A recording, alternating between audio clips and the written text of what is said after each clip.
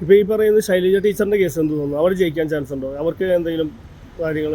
Sunny Joseph Shailaja teacher അതിൻ്റെ അകത്ത് പറയാനായിട്ട് നോക്കിക്കഴിഞ്ഞാൽ അവിടെ ടഫ് ഫൈറ്റാണ്. ഞാൻ സണ്ണി ജോസഫ് അങ്ങനെ ഈസിയായിട്ട് ജയിച്ചു കയറുമെന്ന് ഞാൻ പറഞ്ഞില്ല. അവിടെ എന്തൊക്കെയോ ഞാൻ അടിയൊഴുക്കുകൾ നടന്നിട്ടുണ്ട്. എന്തൊക്കെയാണ് അടിയൊഴുക്ക് നടന്നിരിക്കുന്നത്, ആർക്കെതിരെയാണ് അടിയൊഴുക്ക് നടന്നിരിക്കുന്നത് എന്ന് നമുക്ക് പറയാനായിട്ട് പറ്റില്ല. അവിടെ അടിയൊഴുക്ക് നടന്നിട്ടുണ്ട്. ആര് ജയിച്ചു കയറുമെന്ന് ഒട്ടും പ്രഡിക്റ്റബിൾ അല്ലാത്തൊരു സാഹചര്യമാണ് അവിടെ നിൽക്കുന്നത്.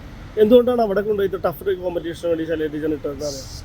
കെ ആർ ഗൗരി പണ്ട് വരുമെന്ന് പറഞ്ഞിട്ട് കെ ആർ ഗൗരിയെ തീർത്ത് കളഞ്ഞു. സത്യം പറഞ്ഞാൽ കഴിഞ്ഞ മിനിസ്ട്രിയിൽ ഏറ്റവും പെർഫോം ചെയ്ത മന്ത്രിയും അല്ലെങ്കിൽ ഈ മന്ത്രിസഭയിൽ ഉറപ്പായിട്ടും ഉണ്ടാവേണ്ട ആൾ വരുന്നത് കെ ശൈലജ. പക്ഷേ ആ കെ ശൈലജയെ തീർത്ത് കളഞ്ഞു. അവർ ഒരു വട്ടം കൂടെ മന്ത്രിയായി, അവർ ഒരു വട്ടം കൂടെ പെർഫോം ചെയ്ത് കഴിഞ്ഞാൽ പിന്നെ ഈ പറയുന്നവർക്ക് ആർക്കും ഒരു ചാൻസും ഇല്ലെന്നും അവരുടെ കൂടെ സ്ത്രീകളടക്കം നിന്ന് അവർ മുഖ്യമന്ത്രിയാകേണ്ട സാഹചര്യം അല്ലെങ്കിൽ ഈ പാർട്ടിയുടെ അധികാര കേന്ദ്രം പോകുമെന്നും തോന്നിയപ്പോൾ ഒരു പെണ്ണ് ഞങ്ങളെ ഭരിക്കുന്നു. ഒരു കാലത്തും CPM-ന്റെ ഈ പോസ്റ്റിലും ഒരു പെണ്ണ് വന്നിട്ടില്ല. അത് കെ ആർ ഗൗരിയമ്മ അടക്കമുള്ള സകലരെ തീർത്ത് കളഞ്ഞു. അങ്ങനെ ഇവർ നാളെ ഒരു ഭീഷണി ആകരുതെന്ന് കരുതിയിട്ടാണ് ഈ പറയുന്ന ശൈലജയെ വെട്ടിക്കളഞ്ഞ് ആ ശൈലജയെ കൊണ്ട് വടകര ഇട്ടു. വടകര ഈ പറയുന്ന കഴിഞ്ഞ 2-3 ടൈമായിട്ട് ഒരു ചാൻസും ഇല്ല. മുല്ലപ്പള്ളി ജയിച്ച് അതിനുശേഷം മുരളീധരൻ ജയിച്ച് അതിനുശേഷം ഇപ്പം ഷാഫിയെപ്പോൾ ഒരാൾ വരുന്നു. ആ ഷാഫി വരുന്ന ഇവരെ പ്രഖ്യാപിച്ച ശേഷമാണ്. പക്ഷേ മുരളീധരനെതിരെ കൊണ്ട് ഇടുക.